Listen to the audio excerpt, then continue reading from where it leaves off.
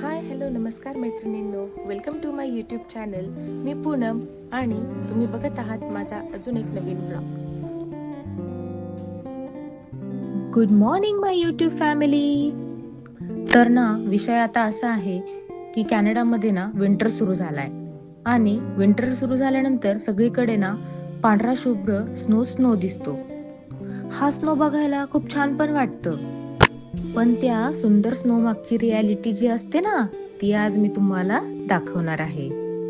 रात्रभर आहे ना स्नो पडल्यानंतर सकाळी जेव्हा आपण उठून घरासमोर बघतो ना, तर एवढी सुंदर अशी पांढरी शुभ्र बर्फाची चादर पडलेली दिसते आणि त्याच चादरीखाली ना मग आपला ड्राईव्हवे, वॉकवे पूर्णपणे झाकला जातो.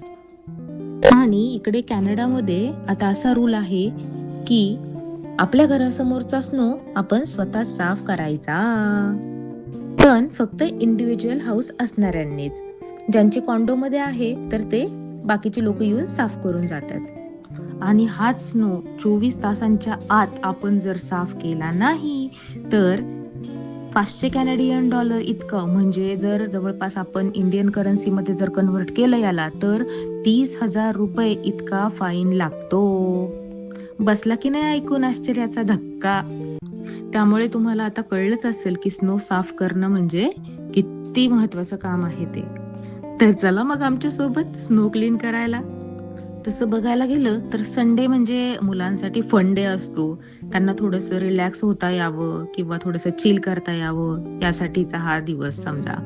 पण श्री आणि खुशी माझी दोन्ही मुलं, यांना स्नोमध्ये शवलिंग करायला खूप आवडतं.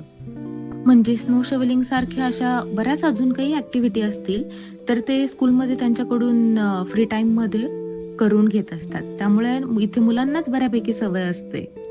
मग नंतर आम्ही ना चौघांनी पण मिळून टर्न बाय टर्न आहे ना स्नो काढायला सुरुवात केली. या स्नोचा ना वरचा लेअर एकदम इझिली निघतो, पण खालचा जो लेअर असतो ना तो इतका हार्ड असतो की सगळा जोर तर तिथंच द्यावा लागतो. हे थोडं टायरिंग असतं, पण सगळ्यांनी मिळून केलं ना की खूप मजा येते.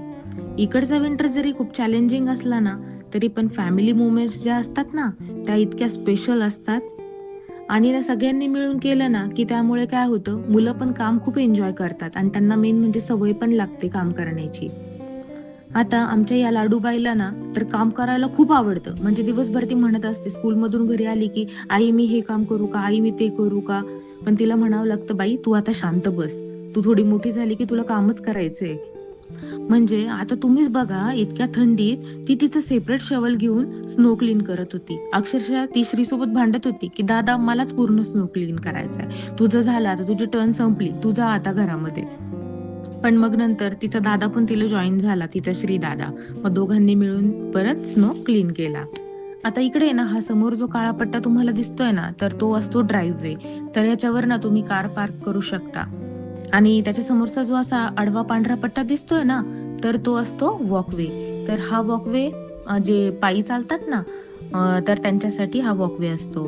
त्याच्यामुळे हा वॉकवे क्लीन करणं खूप गरजेचं असतं. कारण जो हा स्नो जर काढला नाही ना, तर तो स्नो एकमेकांवर असं साठून साठून आहे ना, तो पूर्ण रस्ता पूर्ण स्लिपरी होतो. तर त्याच्यासाठी हा स्नो काढणं खूप गरजेचं असतं. तर आता तुम्ही इथं बघू शकता की आम्ही बघता बघता घरासमोरचा सगळा स्नो एकदम क्लीन केला.